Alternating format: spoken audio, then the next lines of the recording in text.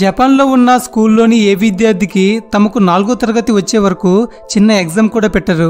ఎందుకంటే చదివే ఈ మొదటి 3 సంవత్సరాలలో పిల్లలను జడ్జి చేయటం వారి ఉద్దేశం కాదు, నాలెడ్జ్ను అందించటమే వారి ధ్యేయం. ఇలాంటి సిస్టమ్ కూడా మన దేశంలో ఉంటే చాలా బాగుంటుంది.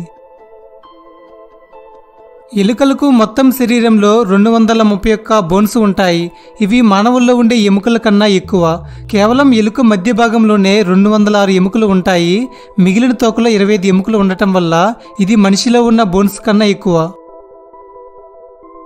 ఈ ఫోటోలోని బ్లాక్ అండ్ వైట్లో ఉన్న పాప పక్కన ఉన్న పాపకు అమ్మ అవుతుంది. ఏంటి ఆశ్చర్యపోయారా? కాకపోతే ఇది తన 1980 నాటి చిన్నప్పటి ఫోటో. తన కూతురిది 2014లోని ఫోటో. చాలా పలచటి కొండ అంచు కలిగి ఉన్న ప్రాంతం యుఎస్ఏలోని శాండియాగోలో ఉంది. దీనిని పొటాటో చిప్ రాక్ అని అంటారు. మన శరీరంలో ఉన్న మొత్తం బ్యాక్టీరియా బరువు 4 పౌండ్లు ఉంటుంది. అంటే 1 కేజీ 800 గ్రాములు. మనందరం పారాచూట్ని హెయిర్ ఆయిల్గా ఉపయోగిస్తున్నాం. నిజానికి పారాచూట్ డబ్బా మీద ఎటువంటి హెయిర్ ఆయిల్ అని రాయలేదు. కేవలం 100% ప్యూర్ కోకోనట్ ఆయిల్ అని మాత్రమే రాశారు. అంతరిక్షంలోకి వెళ్ళాలని అందరికీ కోరికగా ఉంటుంది. ఎన్నో సంవత్సరాలు ట్రైనింగ్ తీసుకుని ఆస్ట్రోనాట్స్ స్పేస్లోకి వెళ్తారు. ఎందుకంటే అక్కడి వాతావరణం, తినే తిండి అంత కష్టంగా ఉంటుంది. అంతరిక్షంలోకి తీసుకుపోయే ఏ ఆహారాన్ని అయినా భూమి మీద టెస్ట్ చేసి ప్యాక్ చేసి తీసుకుపోతారు. అంతరిక్షంలో ఆహారం పండించటం అంత కష్టంగా ఉంటుంది. కానీ జపనీస్ ఆస్ట్రోనాట్ అయినటువంటి సోచు నగుచి ఇంటర్నేషనల్ స్పేస్ స్టేషన్లో పండించిన ముల్లంగిని తిన్నాడు. మానవ చరిత్రలోనే మొట్టమొదటిసారిగా అంతరిక్షంలో పండించిన ఆహారాన్ని తిన్న వ్యక్తి ఇతనే. ఫ్రెండ్స్, మీకు తెలుసా, గ్రేట్ వాల్ ఆఫ్ చైనా మొత్తాన్ని చుట్టి రావాలంటే దాదాపు 18 నెలల సమయం పడుతుంది. మన దేశంలో ఉండిన ₹1 కాయిన్ 1957 నుంచి 2016 వరకు వాడుకలో ఉంది. అంటే 59 సంవత్సరాలు. కానీ బ్రిటిష్ కరెన్సీ అయినటువంటి £1 కాయిన్ 1200 సంవత్సరాల నాటి కాయిన్ ఇప్పటికీ వాడుకలో ఉంది. వరల్డ్ ఓల్డెస్ట్ కరెన్సీగా దీన్ని పిలుస్తారు. ఒక మనిషి గనుక ఒకేసారి 4 నుంచి 5 సిగరెట్స్ అనేవి కాల్చకుండా వాటన్నిటినీ తిన్నట్లయితే వాటిలో ఉన్న నికోటిన్ వల్ల మనిషి చనిపోగలడు.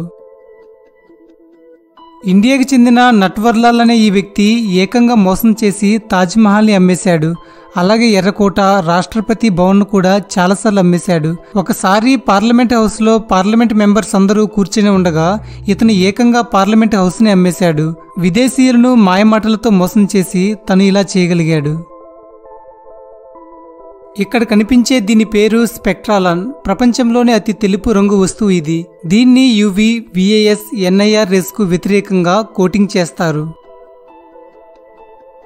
మనం పగటిపూట కొంచెం ఎత్తుగా ఉంటామట. మన బోన్స్లో ఉండే కార్టిలేజ్ అనేది కంప్రెస్ అయ్యి సాయంత్రం పూట మనం 1 సెంటీమీటర్ పొడవు తగ్గినట్టు అనిపిస్తుంది.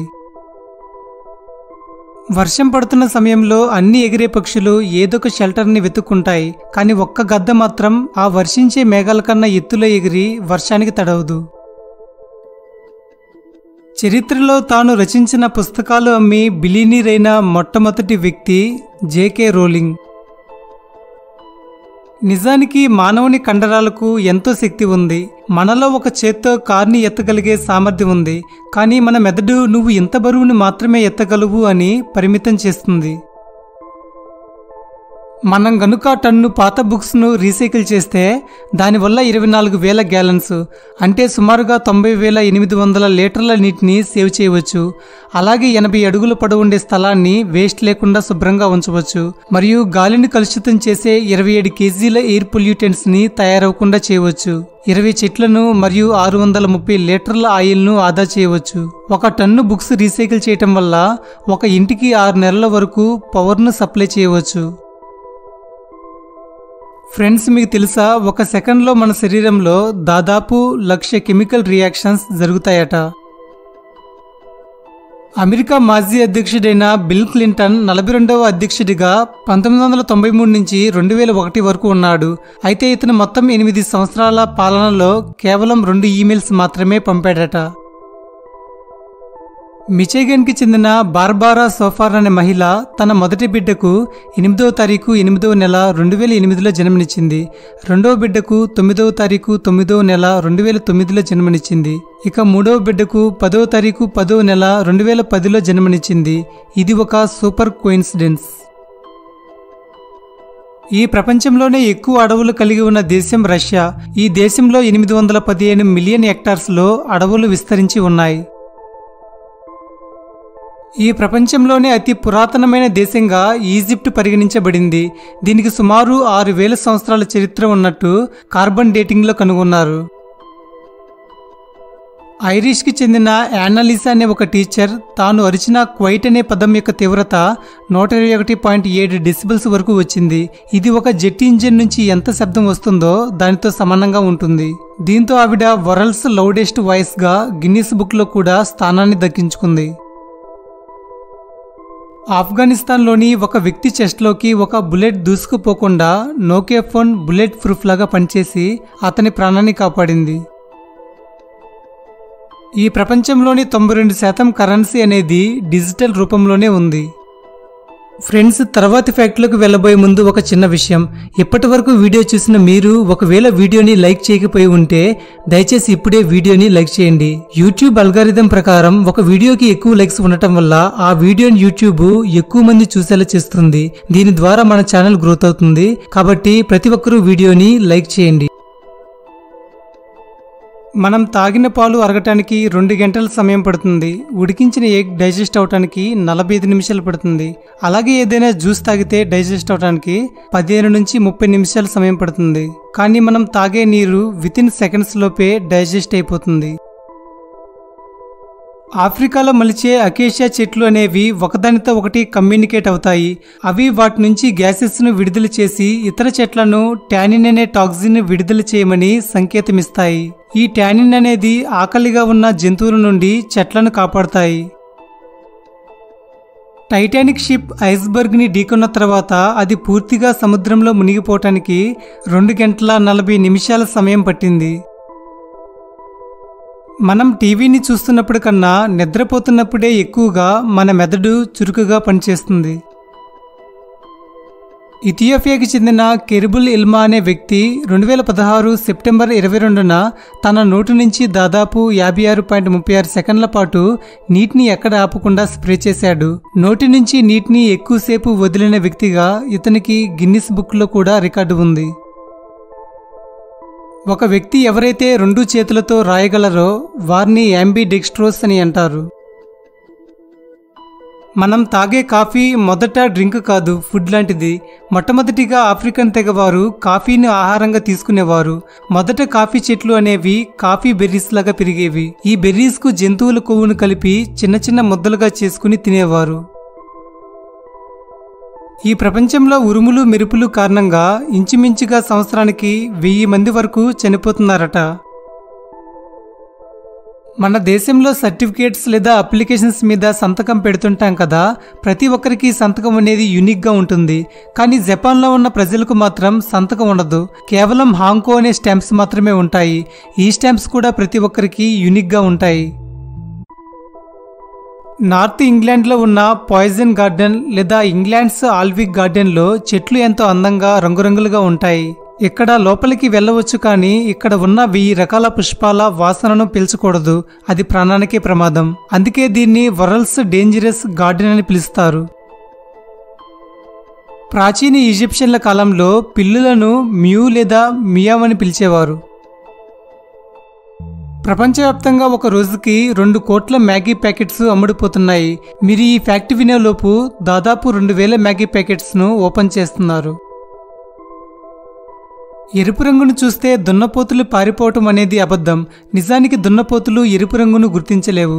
ఎందుకంటే అవి కలర్ బ్లైండ్ జీవులు. అంటే అవి రంగును సరిగ్గా గుర్తించలేవు. ఇక్కడ కనిపించే ఈ ఎద్దు ఏ గ్రాఫిక్సో లేదా యానిమేటెడో కాదు. ఇది నిజంగా ఎద్దు. దీని పేరు బెల్జియన్ బ్లూబుల్.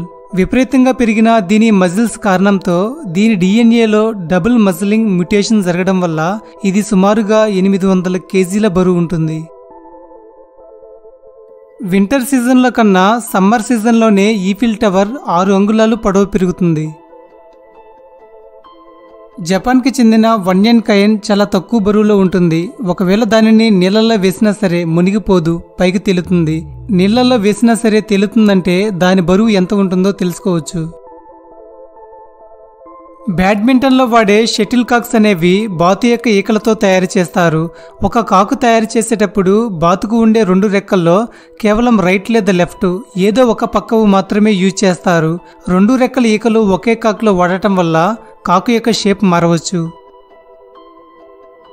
పిజ్జా అంటే తెలియని వారుండరు. ప్రపంచవ్యాప్తంగా ఒక రోజులో 500 కోట్ల పిజ్జాలు అమ్ముడుపోతున్నాయట. అలాగే 94% అమెరికన్స్ ప్రతిరోజు పిజ్జాను తింటున్నారు. అయితే పిజ్జా అని ఎందుకు అంటారో తెలుసా? పై Z²A.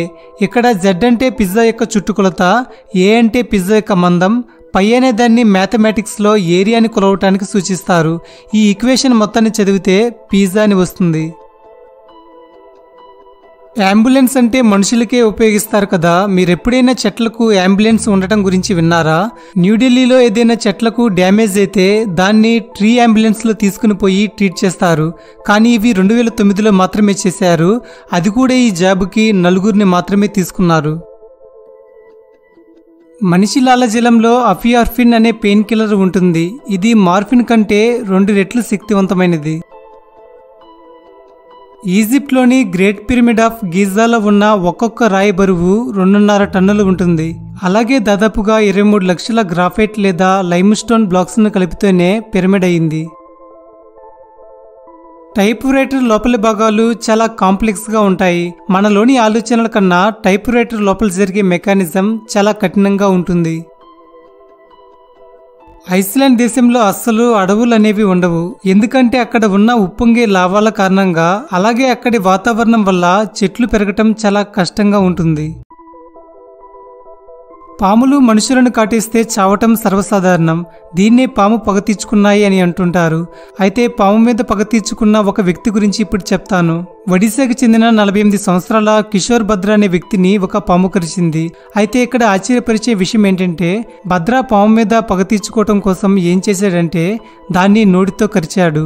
ఇక హాస్యాస్పదమైన విషయం ఏంటంటే, విషపూరితమైన పామును కరిచిన భద్రకు ఏమీ కాలేదు, కానీ ఆ పాము మాత్రం చనిపోయింది. విచిత్రంగా ఉంది కదూ. సముద్రంలో తీసిన కొన్ని వేల గ్లాసుల్లో ఉన్న నీరు కంటే 1 గ్లాసు మినరల్ వాటర్లోనే ఎక్కువ అణువులు ఉంటాయట. ఈ వీడియో మీద మీ అభిప్రాయాన్ని కామెంట్స్ ద్వారా తెలియజేయండి. అలాగే ఛానల్ని సబ్స్క్రైబ్ చేసుకుని పక్కనే ఉన్న గంటను యాక్టివేట్ చేసుకోండి. మీ ఫ్రెండ్స్ అండ్ ఫ్యామిలీ మెంబర్స్కి కూడా ఈ వీడియోని షేర్ చేయండి. Thank you for watching.